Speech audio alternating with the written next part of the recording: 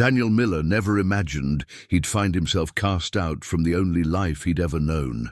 After a failed harvest destroyed his farm and challenging the strict Ordnung cost him his community, this former Amish farmer wandered the countryside, with his 8-year-old niece Anna carrying nothing but worn clothes and fading hope. When they spent their last coins on a rusted, forgotten wagon in a dusty town square, neighbors shook their heads at the foolish purchase. But Daniel saw something. Others missed potential. With calloused hands that once worked Amish fields, he began transforming that broken-down wagon into something extraordinary.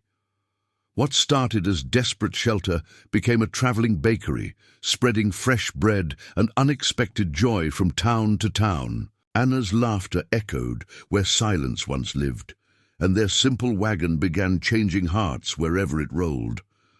But what secret did this humble wagon hold that would shock everyone who discovered it? Before we jump back in, tell us where you're tuning in from, and if this story touches you, make sure you're subscribed, because tomorrow I've saved something extra special for you. The morning sun cast long shadows across the abandoned farmyard, where Daniel Miller sat on the broken porch steps, his weathered hands trembling as he held the letter that had changed everything. The official seal of the county courthouse seemed to mock him from the cream-colored paper, its words still burning in his memory despite having read them a dozen times. Foreclosure proceedings will begin in 30 days. Anna emerged from the empty house, her small bare feet padding softly across the worn wooden planks. At 8 years old, she possessed an old soul that seemed to understand far more than her years should allow. Her cornflower blue dress, sewn by her late mother's hands, hung loose on her thin frame, a constant reminder of the family they'd both lost, Uncle Daniel. Her voice carried the gentle lilt that all Amish children possessed, though tinged now with uncertainty. "Are we really leaving today?" Daniel folded the letter carefully, placing it in his coat pocket beside the other. Documents that told the story of his fall from grace. The Ordnung, the unwritten rules that governed every aspect of Amish life, had been his compass for 43 years. Now those same rules had become his prison, and questioning them had cost him everything. "Yes, little one," he said, rising from the steps with the deliberate movements of a man whose body had known decades of hard labor. "We'll load what we can into the buggy and head toward Millerville. There's talk of work there." The irony wasn't lost on him. He'd been born in this house, raised 3 generations of crops on this land, and now he was leaving with nothing but a horse, a buggy, and the responsibility of caring for his dead brother's child. Anna climbed onto the wagon seat beside him, her small hands clutching a worn rag doll that had been her constant companion since her parents died in the accident 6 months ago. The doll's face was faded from countless tears and desperate hugs, but Anna refused to be parted from it. "Uncle Daniel, will we find a new home?" she asked, as their old mare Bessie began the slow journey down the dirt road that led away from everything familiar. "We'll find our way, Anna. Sometimes the Lord closes one door to open another." The words felt hollow even as he spoke them. His faith, once as solid as the barn beams he'd raised with his own hands, now felt as weathered as the abandoned buildings growing smaller behind them. As they traveled, Daniel's mind drifted to the events that had led to this moment. It had started innocently enough, a question during a church meeting about why certain medical treatments were forbidden while others were allowed. His brother Samuel's wife had died giving birth to Anna, and Daniel had wondered aloud whether modern medical intervention might have saved her. Elder Hostetler had fixed him with those stern grey eyes that had intimidated Daniel since childhood. "Daniel Miller, you question God's will?" "I question whether we truly understand God's will," Daniel had replied, the words tumbling out before wisdom could stop them. "If he gave us minds to think and hands to heal, why do we turn away from enough?" Elder Hostetler's voice had cut through the meeting like a blade. "Such talk leads only to pride and separation from our ways." But Daniel couldn't stop questioning. The seed of doubt, once planted, had grown into something larger. He'd begun reading books from the outside world, learning about advances in medicine and agriculture that could have saved lives and improved their community. When the crop blight hit, a disease that modern farming techniques could have prevented, he'd spoken up again. This time, the consequences had been swift and merciless. Shunning was more than social exile, it was spiritual death. No one could speak to him, trade with him, or offer assistance. Even his own community members, people he'd helped raise barns and harvest crops, had turned their backs when he walked by. The bank had been eager to foreclose once word spread that Daniel Miller was no longer under the community's protection. Without the informal support network that had sustained Amish families for generations, the failed harvest had doomed his farm. Now, 3 days into their journey, Daniel felt the weight of every decision pressing down on his shoulders. Anna had adapted with the resilience of childhood, finding wonder in the changing landscapes and asking endless questions about the world beyond their former community. But Daniel saw how she searched every face they passed, hoping to see a familiar one that might welcome them home. "Look, Uncle Daniel." Anna pointed excitedly toward the town of Millerville as it came into view. "There are so many buildings." The town was modest by outside standards, perhaps 3,000 souls, but to Anna, who had lived her entire life on an isolated farm, it might as well have been a great metropolis. Brick buildings lined Main Street, their windows gleaming. In the afternoon sun, horse-drawn buggies shared the road with the occasional automobile, a reminder that the modern world was encroaching even here. Daniel guided Bessie toward the town square, where a cluster of vendors had set up makeshift stalls. The smell of fresh bread and roasted corn filled the air, making his stomach growl with the reminder that they'd eaten only preserves and hard biscuits for the past 2 days. "Stay close," he told Anna as they dismounted. His pocket held exactly $7.32, their entire worldly wealth. The square bustled with activity, but Daniel noticed how conversations quieted as they passed. His plain clothes and Anna's traditional dress marked them as Amish, and their travel-worn appearance suggested they weren't here for a simple market day. At the far end of the square, partially hidden behind a blacksmith shop, Daniel spotted something that made him stop in his tracks. A wagon, old and clearly abandoned, sat listing to one side where a wheel had worked loose from its axle. Rust had claimed the metal fittings, and the wooden sides bore the scars of years spent weathering storms. But Daniel saw past the decay. The frame was solid oak, probably 60 years old and built to last another 60. The bed was spacious enough to hold supplies, and with proper work it could be converted into, "Mister, you interested in that old thing?" Daniel turned to find a portly man in a leather apron watching him with amusement. The man's hands were stained black from the forge, and his eyes held the shrewd look of someone accustomed to bargaining. "Tom Brennan," the man introduced himself, extending a grimy hand. "That wagon's been sitting there since my father's time. Been meaning to haul it away for scrap, but never got around to it." "What would you want for it?" Daniel asked, though he already suspected the answer would exceed his means. Tom scratched his beard thoughtfully. "Tell you what, you look like a man who's seen hard times, and that little girl there reminds me of my own granddaughter. $5 and it's yours, assuming you can move it. $5 would leave them with barely enough for food, but something about the wagon called to Daniel. Perhaps it was desperation, or perhaps it was the way Anna had wandered over to run her small hands along its weathered sides, her eyes bright with possibility. "Uncle Daniel," she whispered, tugging at his sleeve. "It's like the one in Mama's story. The story." Daniel remembered it well, a fairy tale about a magical wagon that could provide whatever its owners needed most. Samuel's wife had told it to Anna countless times, usually when they were struggling with some hardship on the farm. "We'll take it," Daniel said, surprising himself with the firmness in his voice. As Tom Brennan counted the crumpled bills, Daniel walked around the wagon with a craftsman's eye. The axle could be repaired. The loose wheel needed only a new pin. The rust, while extensive, hadn't eaten through to compromise the structure. With patience and skill, both of which he possessed in abundance, this broken-down relic could be transformed.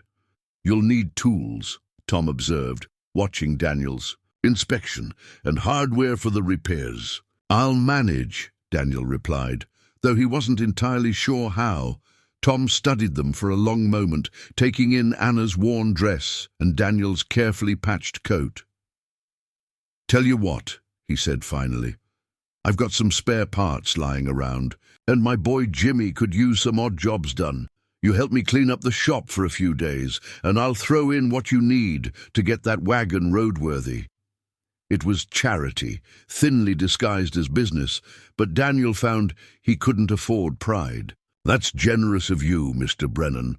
"Tom," the blacksmith corrected, "and it ain't generosity, it's good sense. A man who can see potential in something everyone else has written off, that's the kind of man worth helping." As the sun began to set over Millerville, Daniel and Anna made camp beside their newly purchased wagon. Anna curled up in the buggy while Daniel built a small fire and began planning the repairs. For the first time in months, he felt something that might have been hope stirring in his chest. The wagon sat before them in the gathering darkness, its broken form silhouetted against the stars. But in Daniel's mind, he could already see what it would become, not just transportation, but transformation, not just shelter, but sanctuary. "Uncle Daniel," Anna's sleepy voice drifted from the buggy. "Are we going to fix it?" "Yes, little one," he replied, his voice steady with newfound purpose. "We're going to fix everything." The harsh clang of metal on metal rang through the morning air as Daniel brought the hammer down on the stubborn axle pin. Sweat beaded on his forehead despite the cool September breeze, and his shoulders ached from 3 days of steady work. But the wagon was taking shape. "Easy there, friend," Tom Brennan called from the forge. "That oak's harder than your head, but it won't respond to force alone." Daniel paused, wiping his brow with the back of his sleeve. The blacksmith was right. He'd been attacking the repairs with the desperation of a man, trying to outrun his demons rather than the patience of a craftsman. Anna sat nearby on an overturned bucket, her rag doll in her lap, watching his every movement with the intensity of a scholar. "Uncle Daniel," she said quietly, "you're making the same face you made when the cow wouldn't come in for milking." Despite his frustration, Daniel felt his mouth twitch into almost a smile. The child had an uncanny ability to cut through his brooding with simple observations. "And what face was that, little one?" "Like this." Anna scrunched up her features into an exaggerated scowl, her small brows furrowed in concentration. This time Daniel did laugh, the first genuine laugh he'd managed in months. The sound seemed to surprise him as much as it did Anna, who broke into a grin that lit up her entire face. "There now," Tom said, approaching with a cup of coffee steaming in the crisp air. "That's better.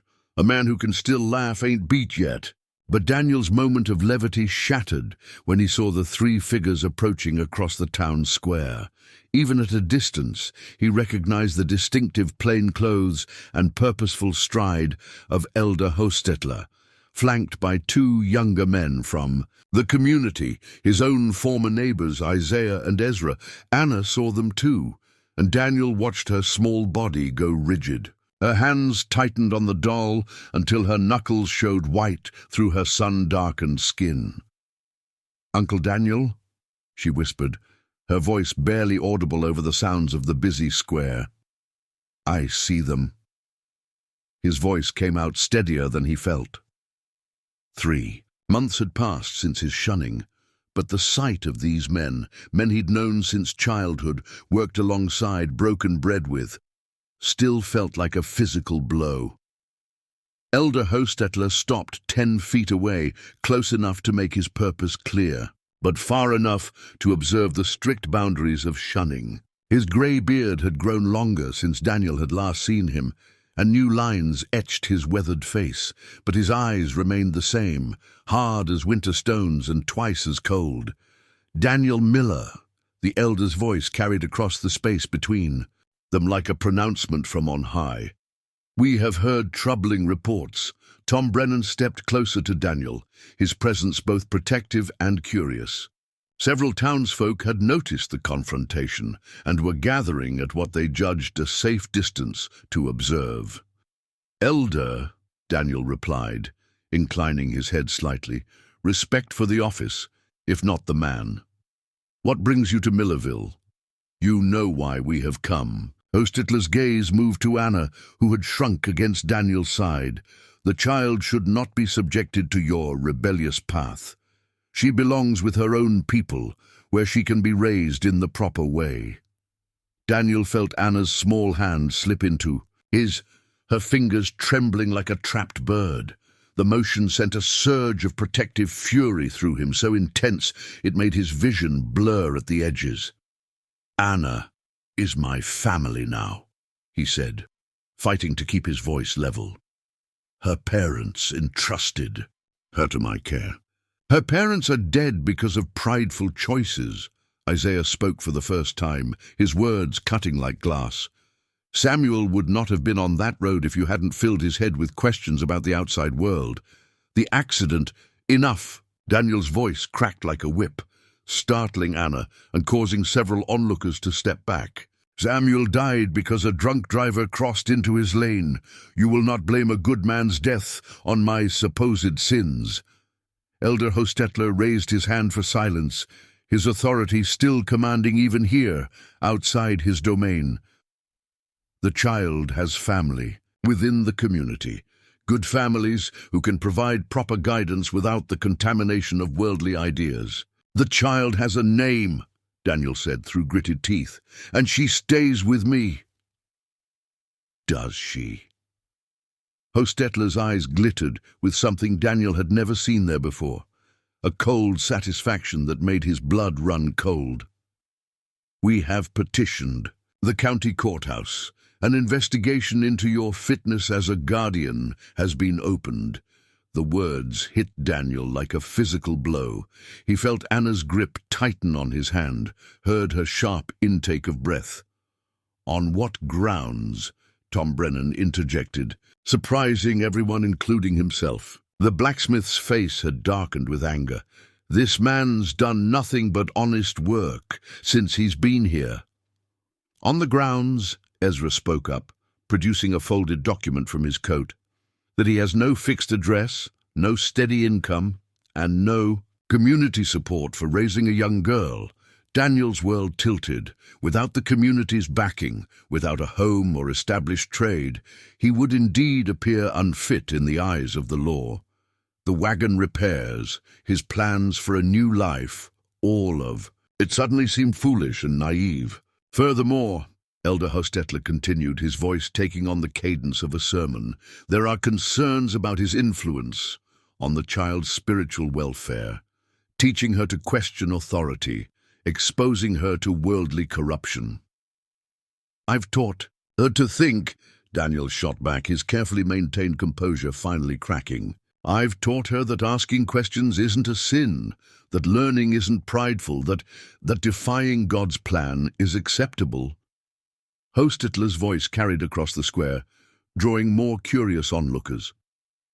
"That abandoning the ways of our fathers makes one wise rather than foolish." Anna suddenly pulled free from Daniel's grasp and stepped forward, her small frame dwarfed by the three men, but her voice clear and strong.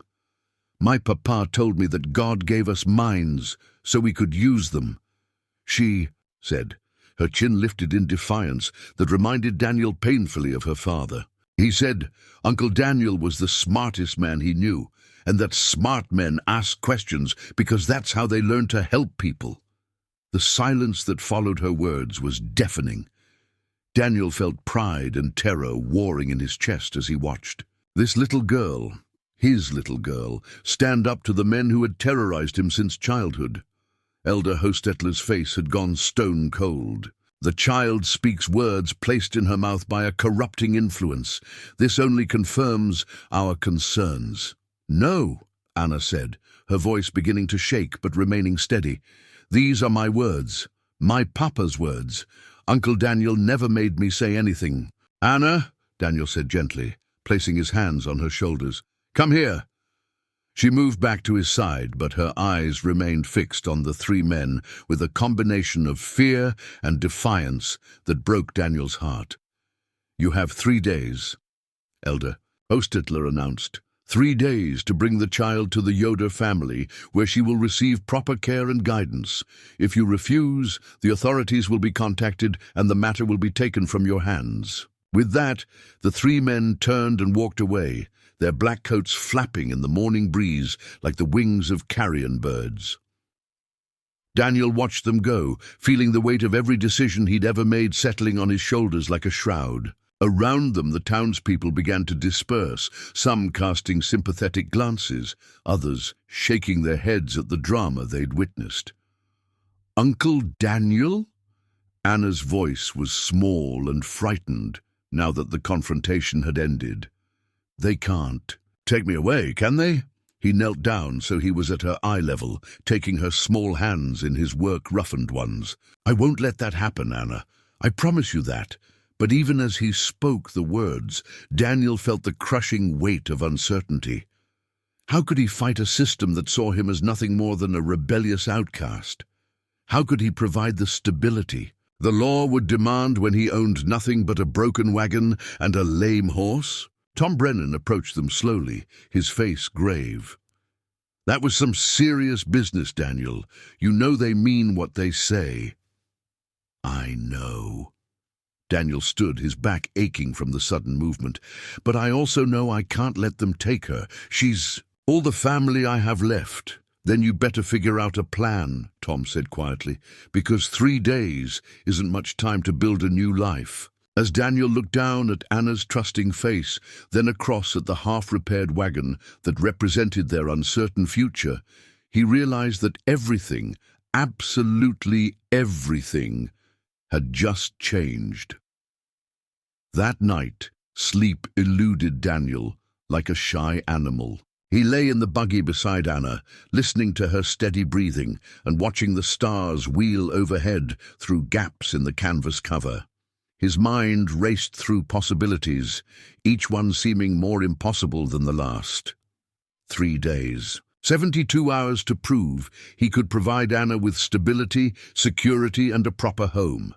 The weight of it pressed down on his chest until he could barely breathe. Uncle Daniel. Anna's voice cut through the darkness, soft and uncertain. Are you awake? Yes, little one. I'm scared. The admission came out in a whisper, as if speaking it too loudly might make her fears more real. Daniel rolled onto his side to face her, making out her small silhouette in the dim starlight. What frightens you most? What if they're right? What if I should go with the Yoders? Her voice cracked slightly.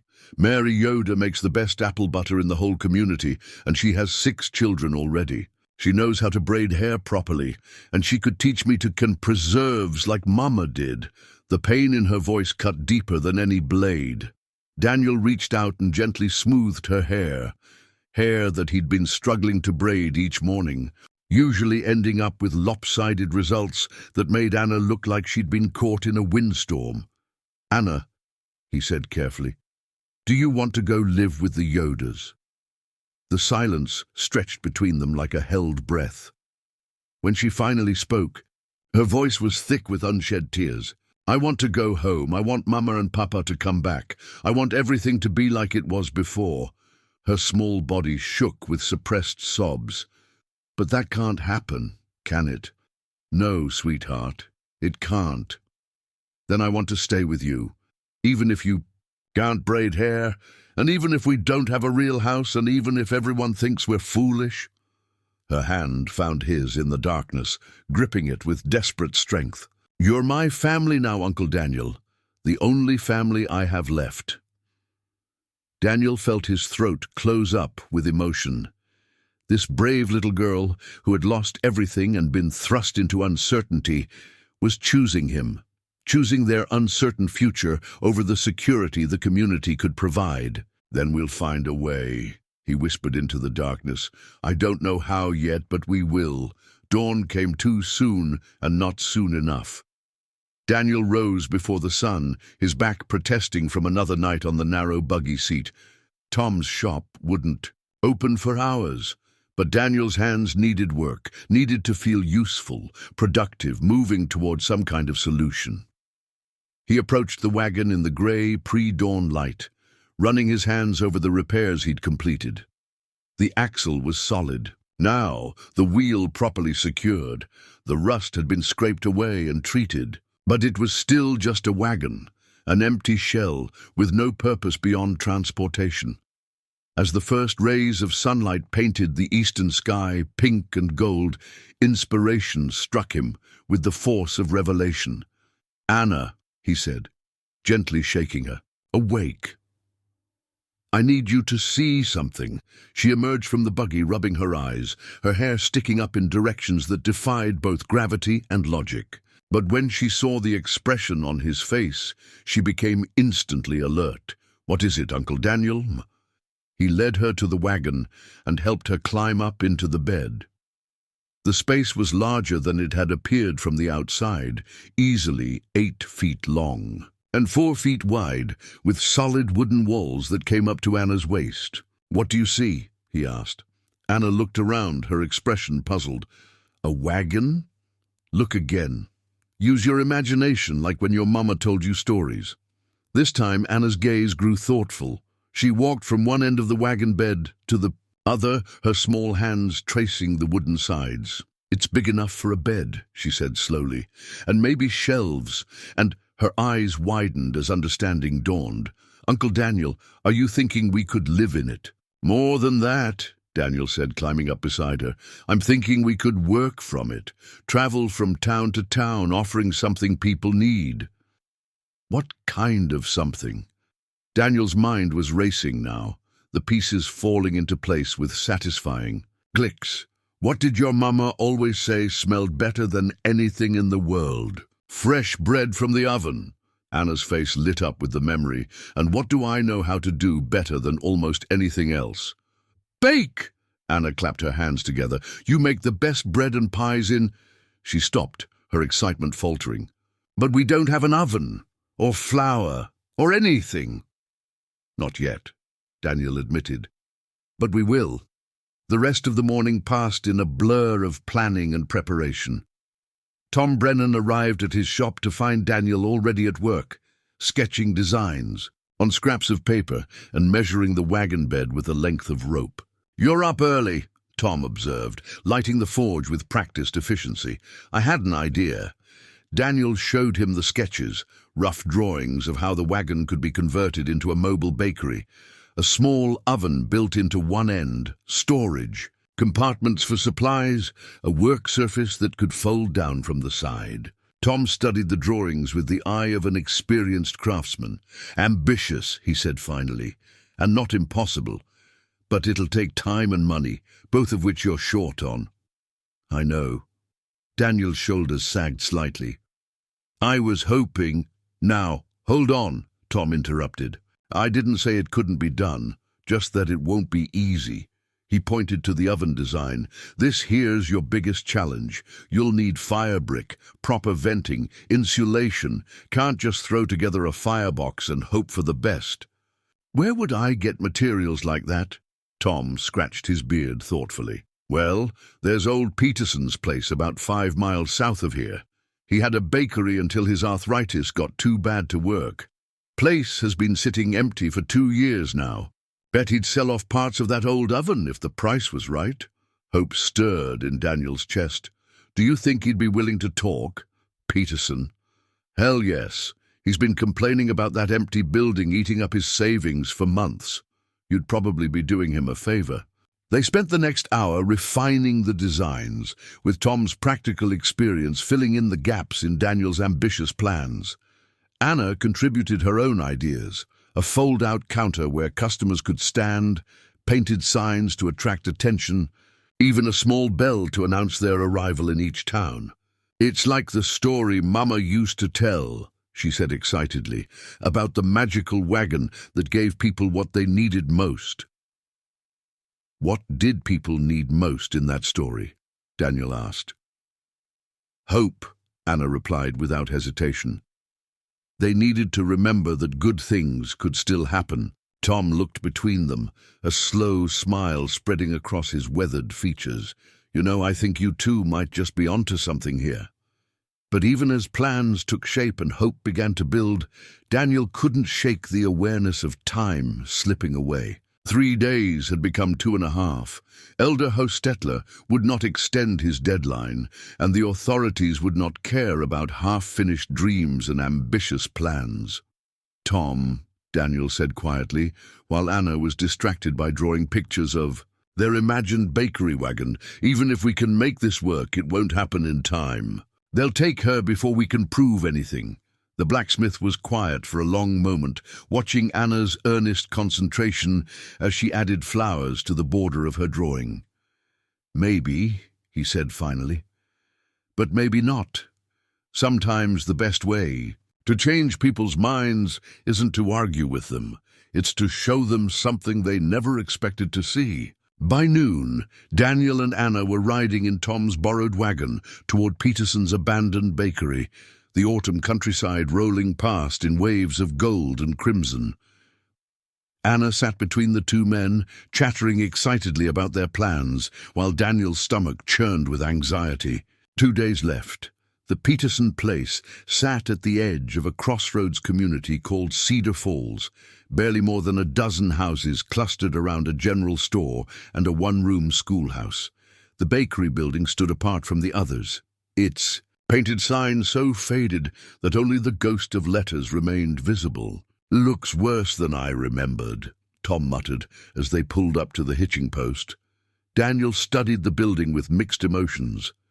The structure was sound, solid brick construction with large windows that would have filled the workspace with natural light. But weeds had grown up around the foundation, and one of the shutters hung askew like a broken wing. "Mr. Peterson?" Tom called as they approached the front door. "It's Tom Brennan from Millerville. Got someone here who'd like to talk business with you." The door opened slowly, revealing a bent figure with snow-white hair and hands gnarled by arthritis. Peterson's eyes were still sharp, though, and they fixed on Daniel with keen interest. "You're the Amish fellow causing all the fuss in town," he said without preamble. "Heard about your troubles with the church elders."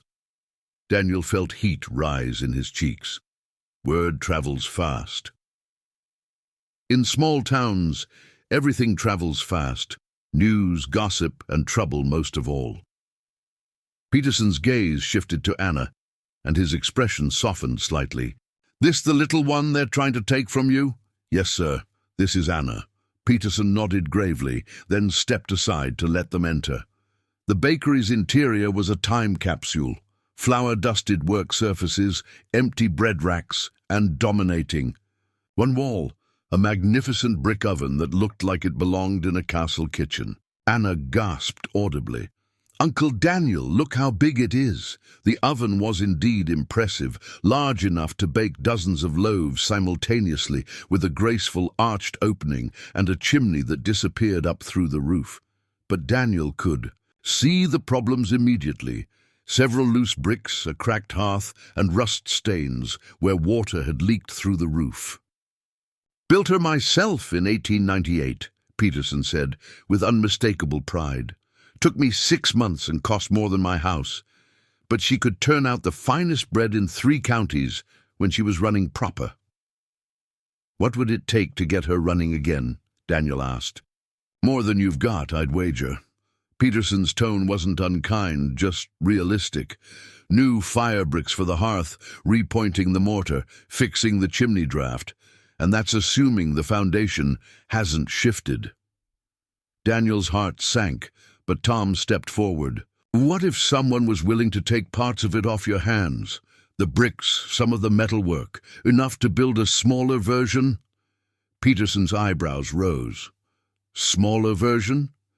Daniel explained their plan, the mobile bakery, the need for a compact but functional oven that could fit in a wagon. As he talked, Peterson's expression grew more interested. Portable bakery, you say? The old man walked over to the oven, running his twisted fingers along the brickwork. Haven't heard of such a thing, but I suppose it could work. Question is, do you know anything about baking? I've been baking bread for my family since I was 12, Daniel replied. My mother taught me, and I've been experimenting with different techniques for years. Experimenting? Peterson's tone sharpened. Baking isn't about experimenting, son. It's about precision, timing, understanding how flour and yeast and heat work together. You can't just throw some dough in an oven and hope for the best. Anna tugged on Daniel's sleeve. Show him, Uncle Daniel. Show him like you showed me. Peterson looked puzzled. Show me what? Daniel hesitated, then reached into his coat pocket and pulled out a small wrapped bundle. Inside were 3 pieces of bread, samples he'd baked the night before over an open fire using techniques he'd learned from books and refined through trial and error. Peterson took a piece and examined it closely, checking the crust, the crumb structure, the color. Then he took a bite, chewing slowly and thoughtfully. The silence stretched out until Daniel began to sweat despite the cool air. Well, Peterson said finally, I'll be damned. Sir, this is good bread, better than good. The old baker took another bite, his expression thoughtful. How'd you get this texture without a proper oven? The crust has excellent color, and the crumb... He broke off a piece to examine it more closely. You know what you're doing. Relief flooded through Daniel like warm water. Does that mean... It means maybe we can work something out. Peterson walked back to the oven, his arthritic hands gesturing as he thought out loud. I could spare enough bricks to build a smaller oven, got metalwork sitting around doing nothing, but I'd want something in return. I don't have much money, Daniel admitted. Don't want your money. Peterson's eyes fixed on Daniel with sudden intensity. Want something better. I want to see this crazy idea of yours work. Tom stepped forward. What exactly are you proposing, Niels? Partnership of sorts. Peterson's voice grew stronger as the idea took shape. I provide materials and expertise. You provide labor and that talent for baking. We build this mobile bakery together. And if it works, when it works, you remember where the help came from. Daniel felt his chest tighten with emotion. Why would you do that for strangers? Peterson was quiet for a long moment, his gaze drifting to the cold, empty oven. Because I spent 40 years in this building, feeding families, celebrating births and mourning deaths with fresh bread and kind words. When the arthritis got bad and I had to close down, I thought that part of my life was over. He looked back at Daniel, his eyes bright with something that might have been tears.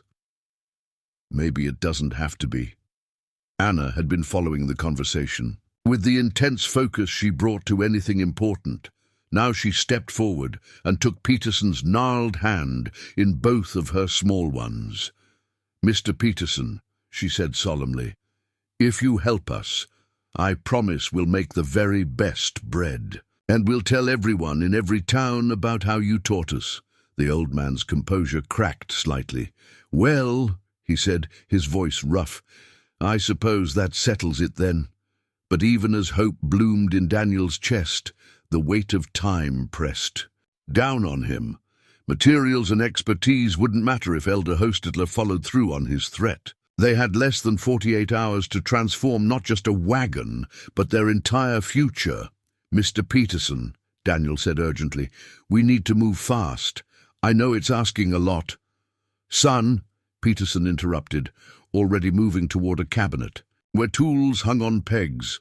I've got nothing but time and everything to prove. Let's get started.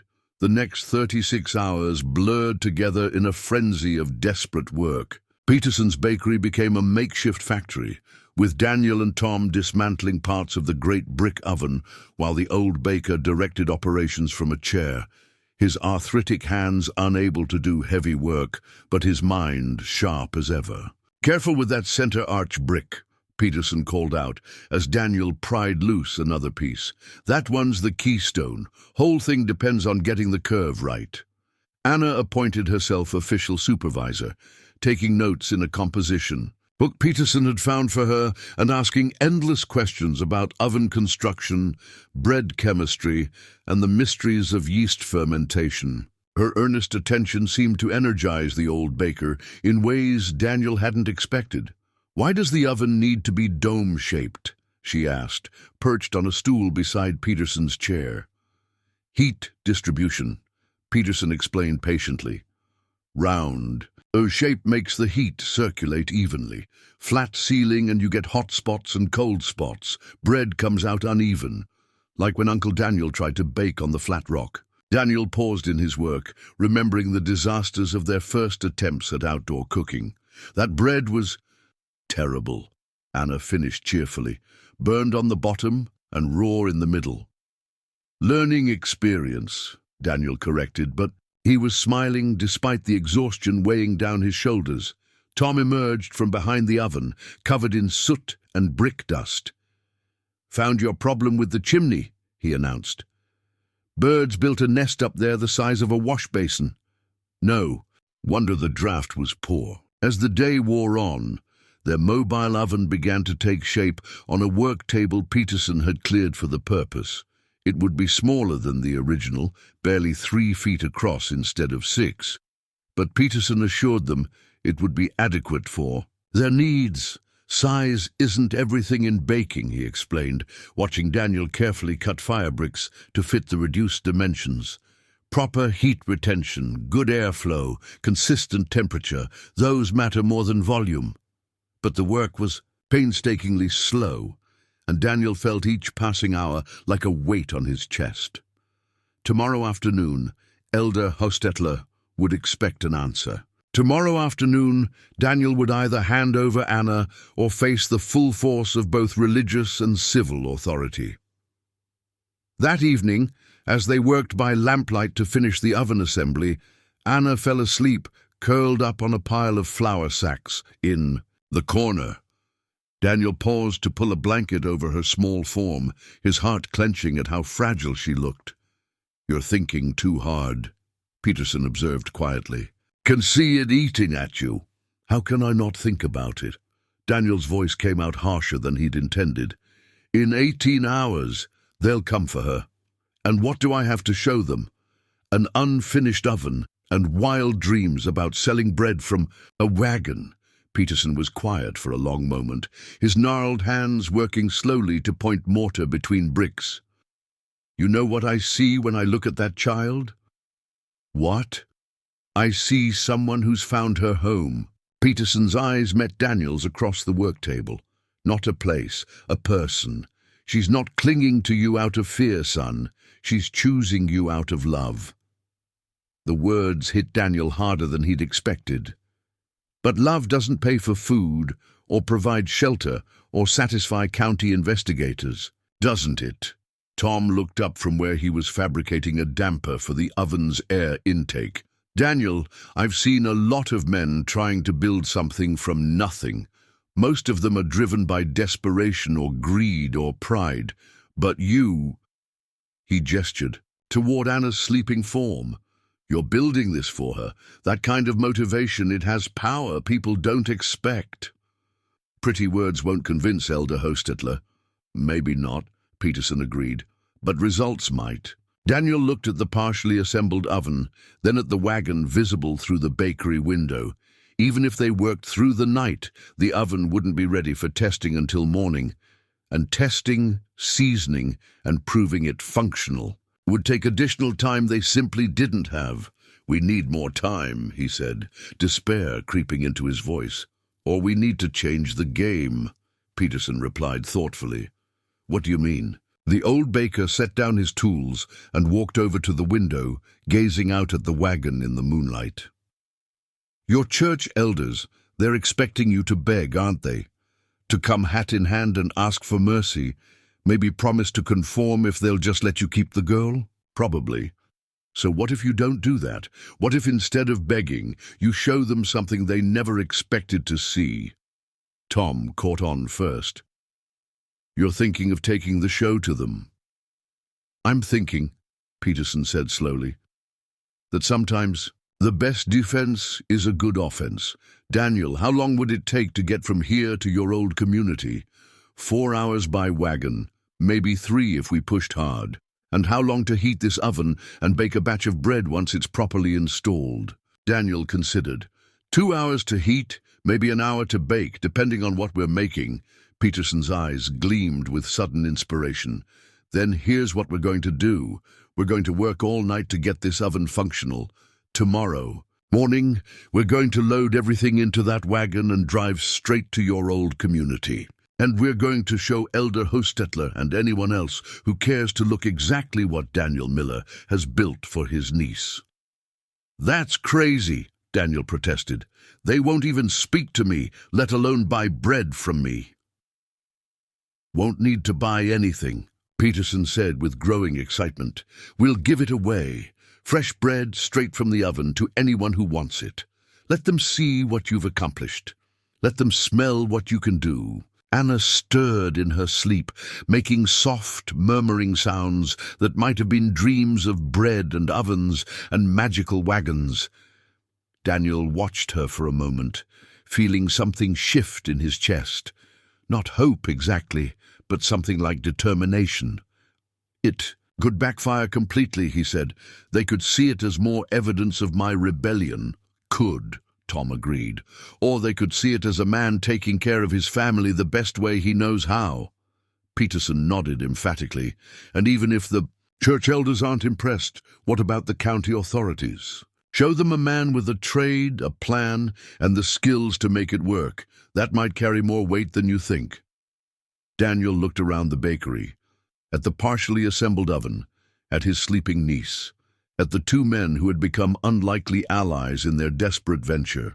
The plan was audacious, possibly foolish, and almost certainly their only real chance. We'll need to work all night, he said finally. Already planned on it, Peterson replied, rolling up his sleeves despite his arthritis. Tom, fire up that. Yumfodge, we've got metalwork to finish. Anna will need to help, Daniel added, glancing at her sleeping form. She knows the recipes as well as I do now. Then we'd better let her get some rest, Tom said practically. Tomorrow's going to be a long day.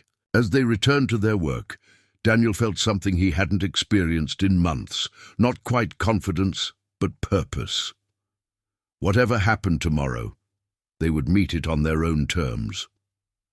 Dawn came grey and cold, finding the 3 men and 1 determined 8-year-old girl putting the finishing touches on their mobile bakery.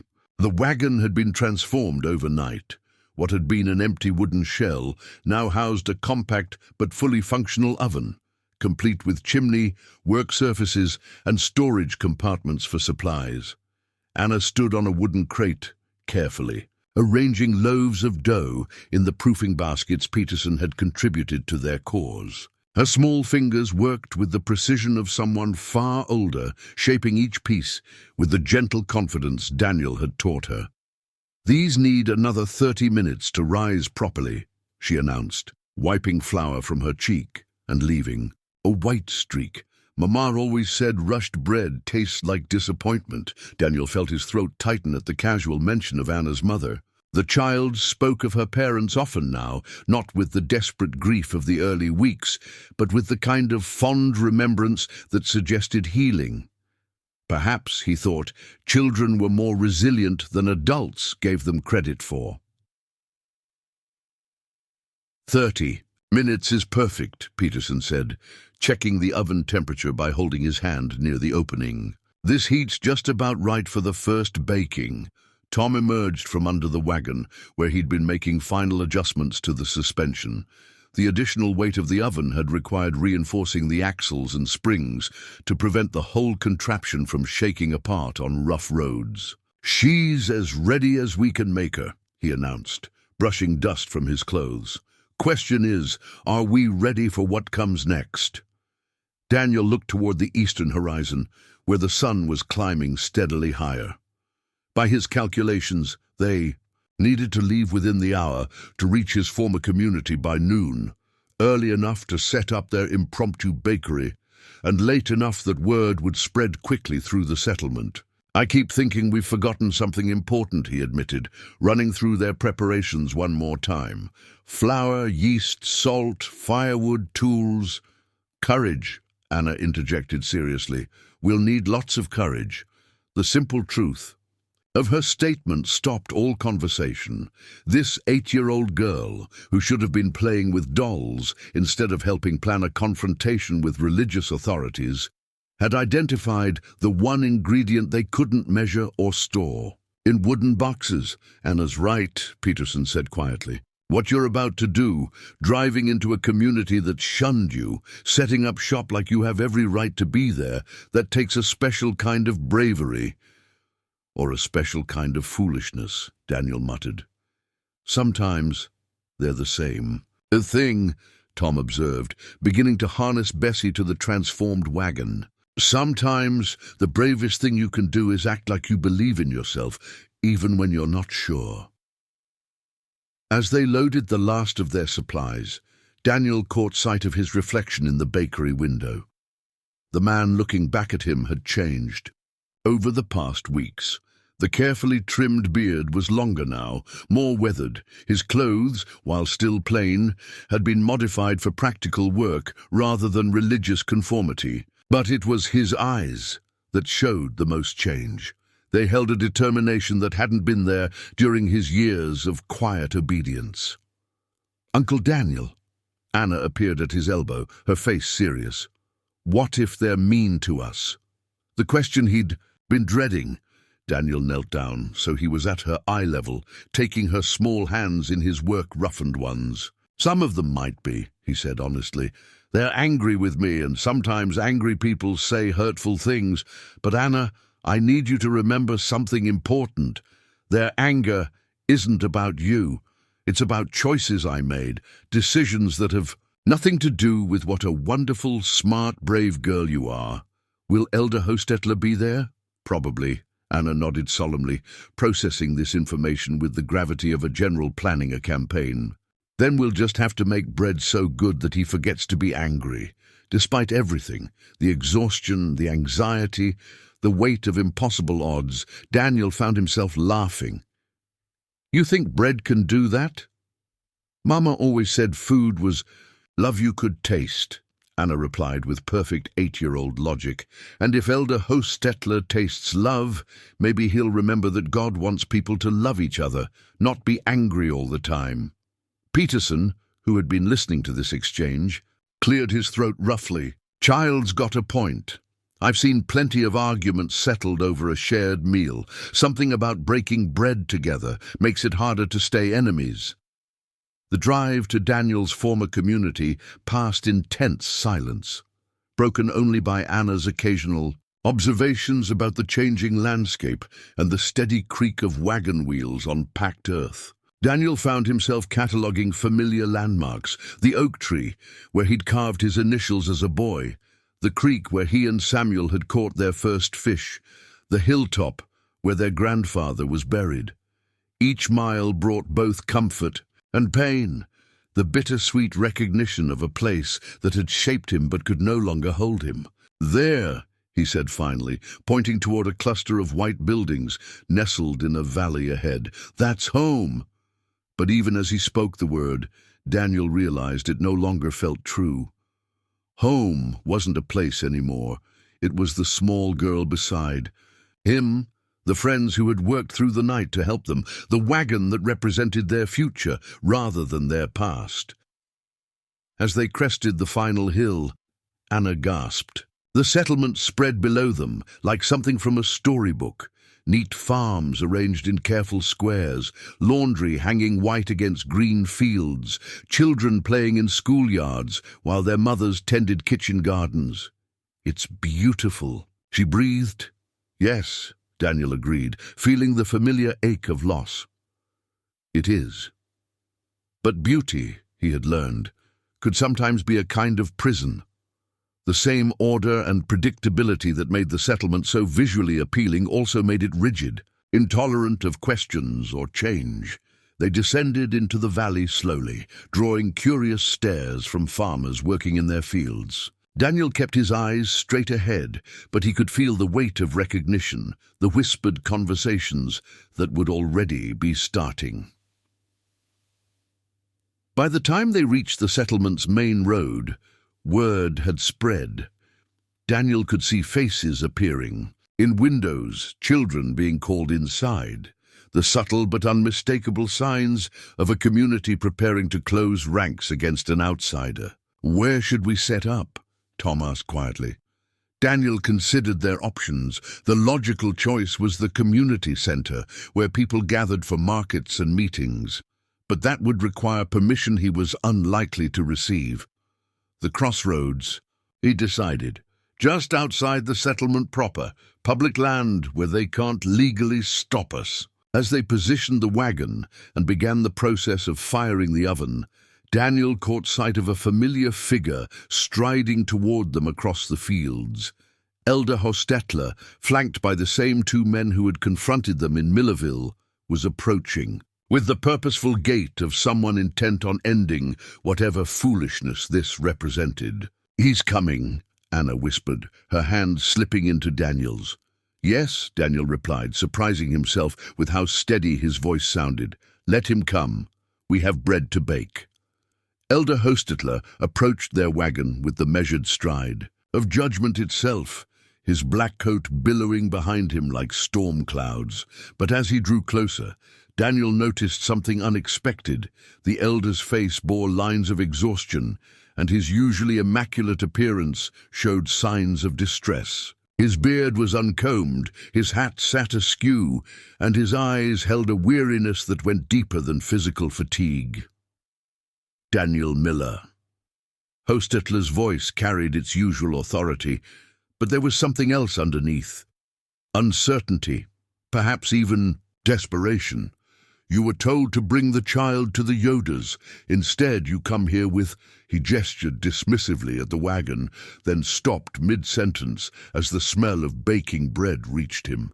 Anna stepped forward before Daniel could stop, her small frame seeming even tinier next to the imposing elder. But her voice was clear and unafraid. "Elder Hostetler, would you like to try some bread? It's almost ready, and Uncle Daniel taught me how to make it just like Mama did." The elder's stern expression flickered just for a moment, and Daniel caught a glimpse of something unexpected. Pain, raw, unguarded grief that transformed the rigid authority figure into something more human. "Child," Hostetler said, his voice softer than Daniel had ever heard it, "you should not be here. This is not—" He stopped, his gaze fixed on Anna's, faced with an intensity that made Daniel's protective instincts flare.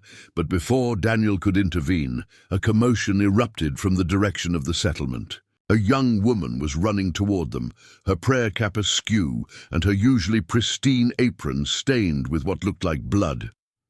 "Elder Hostetler," she called out, her voice cracking with panic. "Please, you must come. It's little Samuel. He's taken a fever and won't wake up properly. His breathing—" She collapsed to her knees, sobbing. "Sarah Yoda sent me to find you.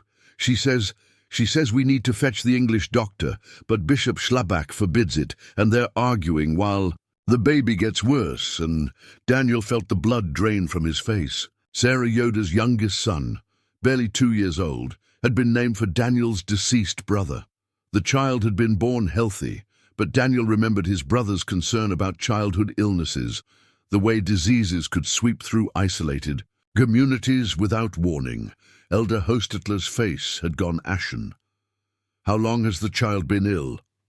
"Since yesterday evening." Sarah tried the usual remedies, willow bark tea, cool compresses, but nothing helps. His fever keeps climbing and he's starting to have fits. The young woman, Daniel recognized her now as Rebecca Schlabach, the bishop's daughter, wiped her eyes with her sleeve. "Elder, what do we do? The bishop says calling for outside help shows lack of faith, but Sarah says what any mother would say." A new voice interrupted. Daniel turned to see Sarah Yoder herself approaching, her usually serene face etched with the desperate exhaustion of a mother watching her child suffer. Behind her walked Bishop Schlabach, his face set in lines of rigid disapproval. "Sarah," the bishop's voice carried sharp warning, "you were instructed to remain with the child. This matter will be resolved through prayer and proper—" "My son is dying."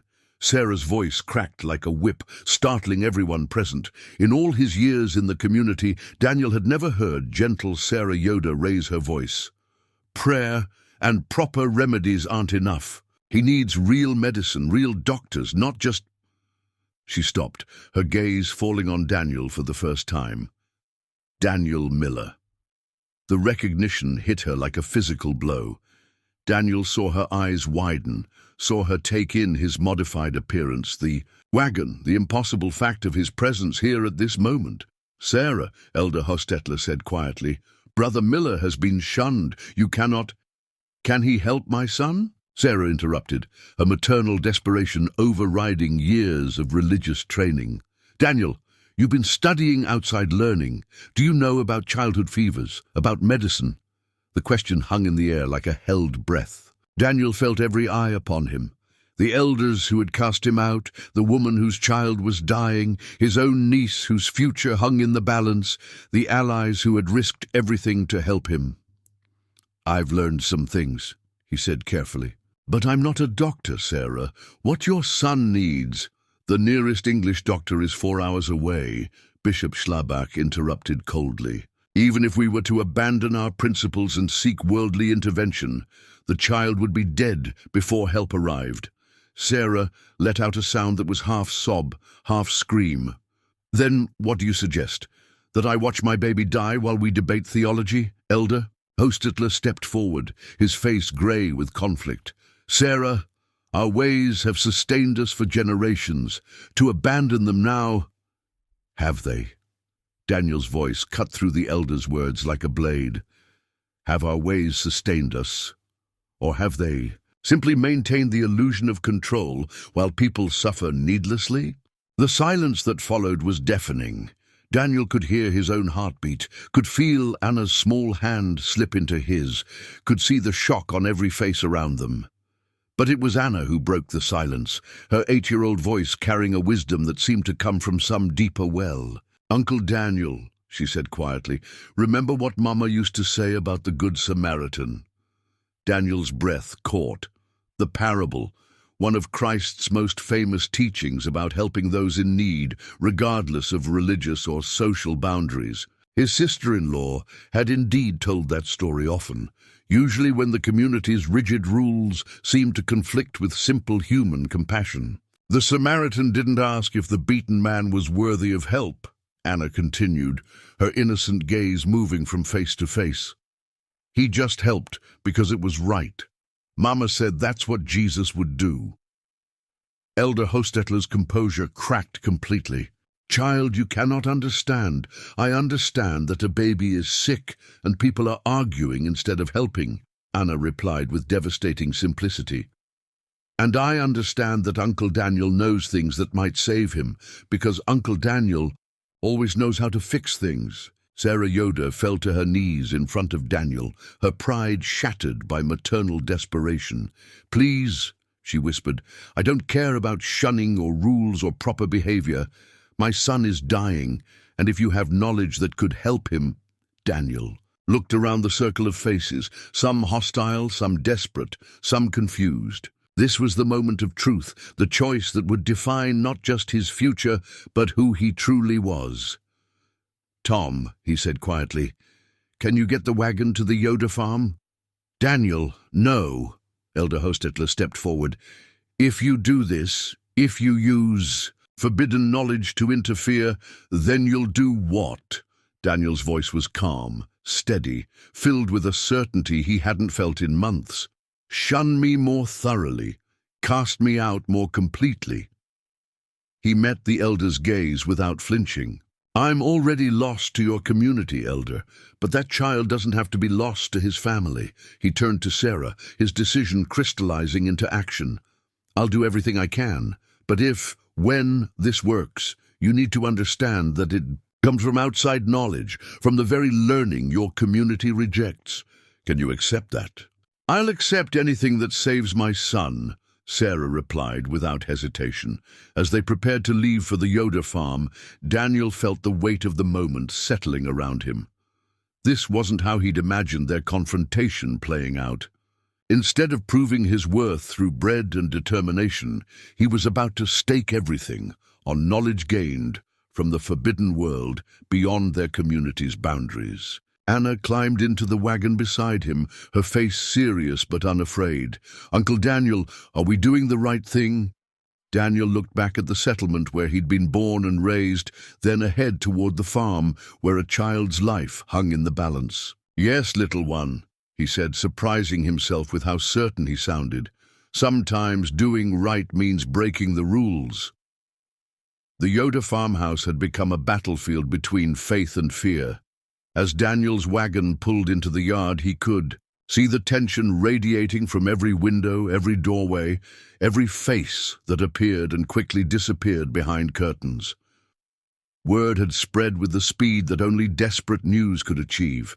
The shunned Daniel Miller was coming to tend to little Samuel with his forbidden knowledge. Inside the house, the scene was barely controlled chaos. Sarah Yoda sat beside a small bed, her usually pristine appearance disheveled from hours of frantic care. The child, lying motionless on the covers, was frighteningly still, his normally rosy cheeks flushed with fever, his breathing rapid and shallow. "Daniel," Sarah whispered as he entered, her voice cracking with exhaustion and hope. "Thank God you came. He's gotten worse. The fever spiked an hour ago, and now he won't respond when I call his name." Daniel approached the bed with the careful movements of someone who understood that lives could be balanced on the edge of moments. Behind him, Anna stayed close but quiet, her 8-year-old wisdom telling her this was not a time for questions or chatter. Kneeling beside the bed, Daniel placed his hand gently on the child's forehead. The heat radiating from the small body was alarming, far too high for safety. Little Samuel's eyes were half open but unfocused, and when Daniel checked his pulse, it was racing like a frightened bird's heartbeat. "How long since the fever started climbing?" Daniel asked, his mind already working through the medical knowledge he'd absorbed from the books he'd hidden in his barn, the conversations with English neighbors who'd shared their experiences with childhood illnesses. "Yesterday evening, but it got much worse around dawn," Sarah replied. "I've tried everything, willow bark, cool cloths, prayer." "You've done well," Daniel said firmly, recognizing the guilt and self-doubt that tormented every parent facing a sick child. The willow bark was exactly right, but we need to do more. From the doorway came the sound of approaching voices.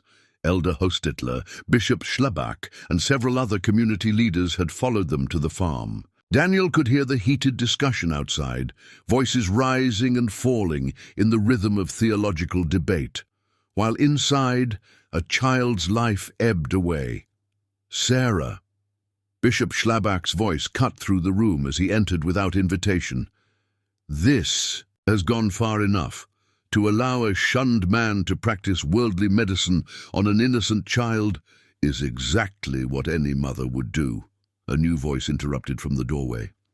Daniel turned, startled, to see his own mother standing there, her face set in lines of determination he remembered from his childhood. Behind her stood several other women from the community, mothers who had lost children to illness, grandmothers who had watched helplessly as diseases swept through their families. "Martha Miller," the bishop's voice carried sharp warning. "Your son has been cast out. You cannot—" "My son," Martha replied with quiet steel, "is trying to save a child's life. And if you think I'm going to stand by and let religious pride prevent that, you don't know me as well as you thought." The confrontation might have escalated, but little Samuel chose that moment to convulse, his small body arching with frightening intensity.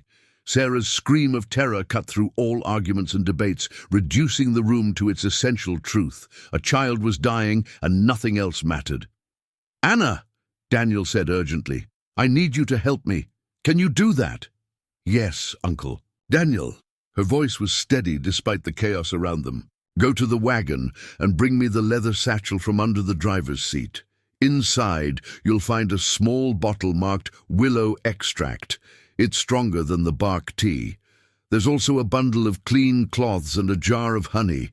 Can you remember all that?" "Willow extract, cloths, honey," Anna repeated, already moving toward the door. "And Anna," Daniel called after her, "tell Tom to start heating water, lots of it.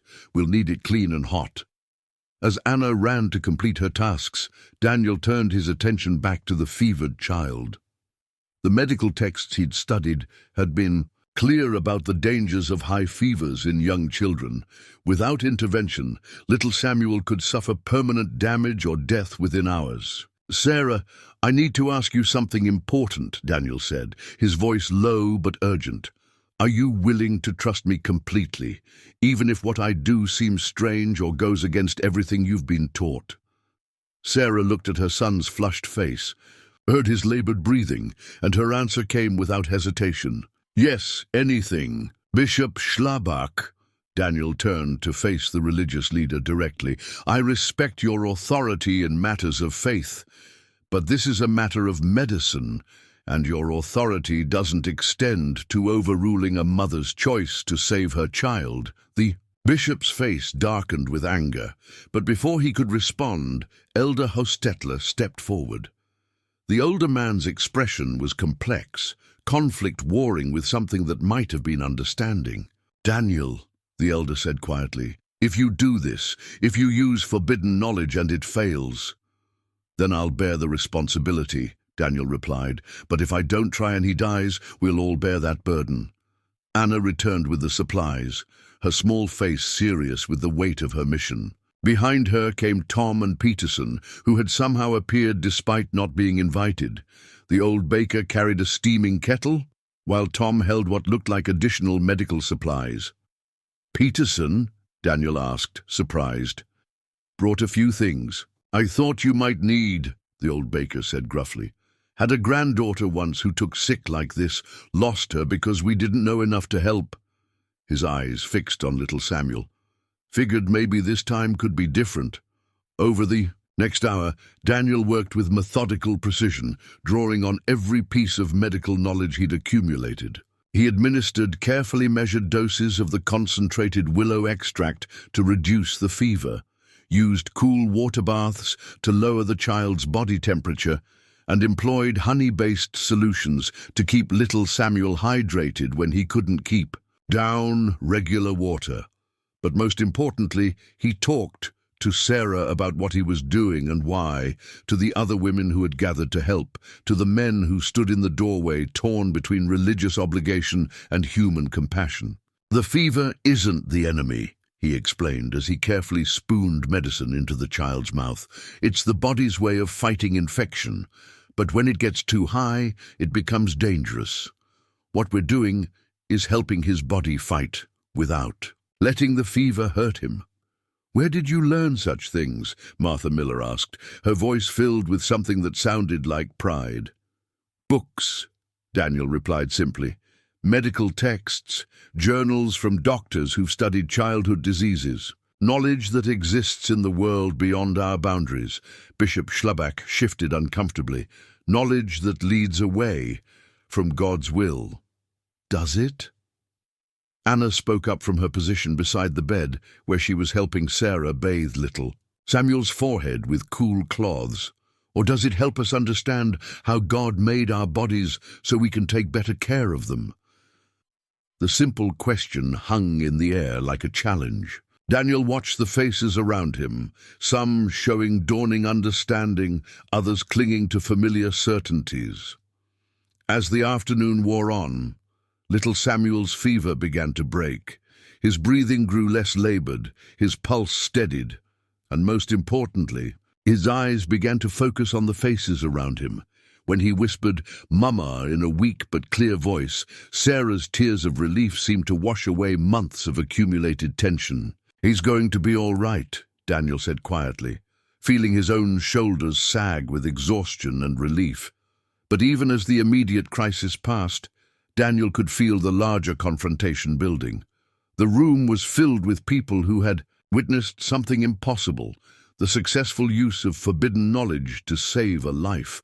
Some faces showed gratitude and wonder, others reflected fear and confusion about what this meant for everything they'd been taught to believe. Elder Hostetler approached the bed slowly, his eyes fixed on the recovering child. "Daniel Miller," he said, his voice barely above a whisper, "what you have done here, what I've done," Daniel interrupted gently, "is use the mind and hands God gave me to help save a life. The same God who created the plants that made the medicine, who designed the human body with the ability to heal, who gave us the intelligence to understand how healing works." The elder was quiet for a long moment, his internal struggle visible on his weathered features. When he finally spoke, his words would change everything. Elder Hostetler's words, when they finally came, carried the weight of a man confronting the foundations of his entire worldview. "Daniel Miller," he said, his voice trembling with emotion, barely held in check, "I have spent my life believing that questioning our ways led only to spiritual destruction. That wisdom came from preserving what our fathers taught us, not from seeking knowledge in the outside world." The room had grown, completely silent except for little Samuel's peaceful breathing. Even Bishop Schlebach seemed to be holding his breath, waiting to see which direction this moment would take them all. "But watching you save this child..." Elder Hostetler's voice broke slightly. "I cannot call this evil. I cannot say that God would prefer this boy to die rather than be healed by forbidden knowledge." "Elder," Bishop Schlebach stepped forward, his face rigid with alarm, "you cannot let emotion override doctrine. The rules exist to protect us from what?" The elder turned to face the younger man, and Daniel saw something in Hostetler's eyes that he had never seen before. Doubt, yes, but also a kind of terrible clarity. From helping our neighbors, from using the gifts God gave us, from acting with compassion when rigid adherence to rules would mean watching children die. The confrontation between the two religious leaders crackled with tension, but it was interrupted by an unexpected voice from the bed. "Uncle Daniel." Little Samuel's eyes were open and focused, his voice weak but clear.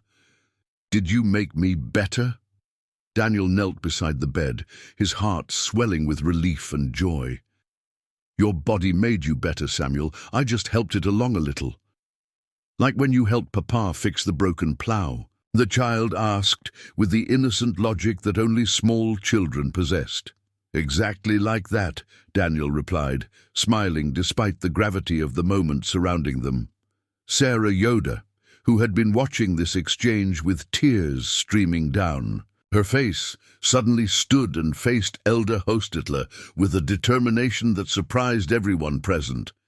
"Elder," she said, her voice steady despite her emotional state, "I need you to tell me something. If your own grandson was lying in this bed with a fever that could kill him, and Daniel Miller could save him with his knowledge, what would you do?" The question hung in the air like a sword over all their heads. Elder Hostetler's face went ashen as he contemplated the hypothetical that made everything personal, immediate, and impossible to hide behind doctrine. "Sarah," Bishop Schlebach warned, "you go too far. The elder's personal feelings cannot what?" Martha Miller stepped forward, her maternal authority filling the room like a presence. "Cannot matter when it comes to saving lives, cannot be considered when our children are dying." She turned to address not just the religious leaders, but the entire room full of community members who had gathered. "I've buried 2 children, Daniel's brothers, who died before he was born. Scarlet fever took them both because we didn't know enough to help them. I've spent 30 years wondering if there was anything we could have done differently." Her voice grew stronger, more passionate. "And now I watch my remaining son, my boy who questions and learns and thinks, save a child's life with the very knowledge we've taught him to reject." Tell me, Bishop Schlabach, how is this not God's work?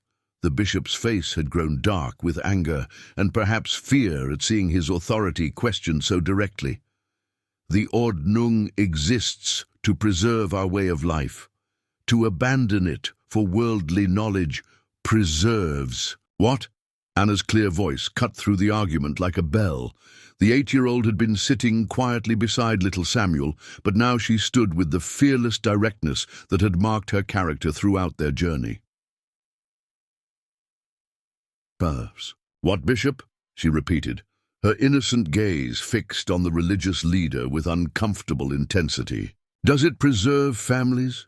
Because it broke up mine and Uncle Daniel's. Does it preserve life? Because without Uncle Daniel's knowledge, Samuel would be dead. The simple questions from a child's mouth carried more power than any theological argument. Daniel watched as faces around the room reflected the struggle between ingrained belief and undeniable evidence. Elder Hostetler walked to the window, staring out at the community he had helped shape and guide for decades. When he spoke again, his voice was barely above a whisper, but in the silent room, every word carried clearly. "I have made a mistake," he said, the admission seeming to cost him physically. "Perhaps the greatest mistake of my leadership." Bishop Schlabach stepped toward him urgently. "Elder, you cannot mean—" "I cannot mean what? That I was wrong to cast out a man whose only sin was caring enough to ask difficult questions? That I was wrong to let pride and fear of change override compassion and common sense?" Hostetler turned from the window, and Daniel saw that the older man's eyes were bright with unshed tears. "Daniel Miller," the elder continued, his voice growing stronger, "I owe you an apology that can never adequately address the harm I've caused you and this child." The admission sent shockwaves through the room. Several community members gasped audibly, while others looked between the elder and the bishop with expressions of confusion and concern. But Daniel felt only a deep, weary sadness for the pain that rigid thinking had caused them all. Daniel stood slowly, feeling the weight of the moment settling around them all like dust after a storm. The elder's admission had changed the very air in the room, but he could see that Bishop Schlabach was not prepared to accept this transformation without a fight. "Elder Hostetler," the bishop's voice carried the sharp edge of authority, challenged, "you speak from emotion, not wisdom. The preservation of our community depends on maintaining our separation from worldly corruption. To welcome back a man who has embraced forbidden knowledge is to welcome back healing," Daniel said quietly, his voice cutting through the bishop's protests. "Is to welcome back the idea that God's gifts include the mind he gave us to solve problems and help our neighbors." He gestured toward little Samuel, who was now sitting up slightly and managing to sip water from a cup his mother held. "Look at this child, Bishop Schlabach. Look at his mother's face. Tell them that this healing is somehow evil because it came from outside our traditional boundaries." The bishop's jaw tightened, his certainty warring with the undeniable evidence before. Rules exist for reasons, Daniel Miller. To abandon them opens the door to— "To what?" Elder Hostetler interrupted, his voice gaining strength with each word. "To progress, to the possibility that our fathers, wise as they were, didn't have perfect knowledge about everything, to the idea that God might continue to reveal truth through his creation rather than stopping revelation with our traditions." The theological implications of the elder's words sent visible shockwaves through the gathered community members. Daniel could see some nodding slowly, while others looked deeply troubled by this challenge to fundamental assumptions. Anna, still sitting beside little Samuel's bed, spoke into the tense silence with the directness that had become her trademark. "Bishop Schlabach," she said, her 8-year-old voice carrying remarkable authority, "if Jesus was here right now, do you think he would be angry that Uncle Daniel saved Samuel? Or do you think he would be happy that someone cared enough to help?" The question struck at the heart of their faith in a way that no adult argument could match. The bishop opened his mouth to respond, then closed it, clearly struggling with the implications of a child's innocent logic. It was Sarah Yoder who broke the silence, rising from her son's bedside with the quiet determination of a mother whose priorities had been clarified by crisis. "I don't care about doctrine or tradition or who's right and who's wrong," she said, her voice steady, despite the tears still glistening in her eyes. "I care that my son is alive because Daniel Miller was brave enough to use the knowledge he'd gained, even knowing he might face condemnation for it." She turned to face Elder Hostetler directly. "Elder, if the choice is between following rules that would have let my child die and embracing knowledge that saved him, I know which one honors God's love." A murmur of agreement rippled through the women in the room, mothers who had lost children, grandmothers who had watched helplessly as illness swept through families, sisters who had seen preventable tragedies unfold because tradition forbade seeking outside help. Martha Miller stepped forward, adding her voice to her daughter-in-law's declaration. "For too long we've confused faithfulness with fearfulness. Daniel didn't abandon God when he sought knowledge. He embraced the gifts God gave him to serve others." Bishop Schlabach looked around the room, seeing his authority challenged not by rebellion, but by something far more dangerous, genuine conviction based on witnessed results. His face grew increasingly rigid as he realized he was losing the argument not to logic, but to love. "This is exactly what I warned against," he said, his voice rising with desperation. "Emotion overriding divine order, worldly thinking corrupting spiritual purity. You're all being deceived by healing?" Peterson's gruff voice interrupted. From the doorway, where he had been standing quietly with Tom. "By compassion? By a man willing to risk everything to save a child?" The old baker stepped into the room, his arthritic hands gesturing toward the mobile bakery visible through the window. "I spent 40 years feeding this community and others like it. I've seen what happens when people help each other, and I've seen what happens when rules become more important than people. This man," he pointed at Daniel, "represents everything that's good about both worlds, the compassion of your faith and the knowledge of the outside world." Elder Hostetler walked slowly to Daniel, his weathered face reflecting the struggle of a lifetime's certainties being reformed by undeniable truth. When he reached Daniel, he stopped, the two men facing each other across decades of conflict and misunderstanding. "Daniel Miller," the elder said formally, "I hereby lift your shunning. You are welcome to return to full fellowship in our community, with all the rights and responsibilities that entails." The gasps from around the room were audible, but Bishop Schlabach's voice rose above them all. "Elder, you cannot, I will not allow, this decision must be reviewed by—" "The decision is made," Elder Hostetler said with finality, his authority reasserting itself in service of compassion rather than rigidity. "And it is right." Daniel felt Anna's small hand slip into his, felt the weight of months of uncertainty and fear beginning to lift from his shoulders like morning mist. 6 months later, the sound of Anna's laughter echoed across the town square of Cedar Falls as she helped arrange fresh loaves in the display case of their mobile bakery. The wagon that had once been a rust-covered relic now gleamed with fresh paint and bore a simple sign, "Miller & Co.'s Traveling Bakery. Love you can taste." Daniel emerged from behind the wagon, his arms dusted with flour and his face bearing the contented expression of a man who had found his purpose. The morning sun caught the silver threads that had appeared in his beard over the winter, but his eyes held a peace that hadn't been there during his years of quiet conformity in the Amish community. "Uncle Daniel," Anna called out, her voice bright with excitement. "Mrs. Henderson says her grandson wants to learn how to make bread like ours. Can we teach him?" "Of course we can," Daniel replied, watching as the 9-year-old arranged the last of the morning's baking with the careful precision he'd taught her. "What did I tell you about sharing knowledge? That it's not really yours, unless you give it away, Anna recited, then grinned. And that teaching someone else helps you learn better too.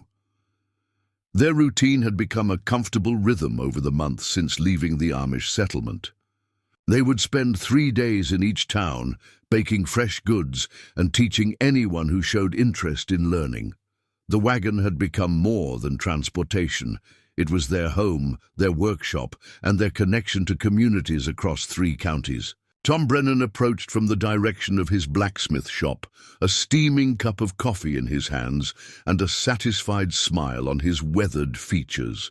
Their partnership had evolved beyond the original wagon repairs into something approaching family.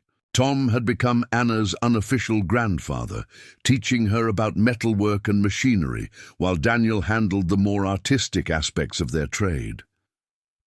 "Peterson's letter came this morning," Tom announced, pulling an envelope from his coat pocket. "Says the new apprentice bakery program is working out better than anyone expected. Already got 12 young people signed up to learn traditional techniques combined with modern knowledge."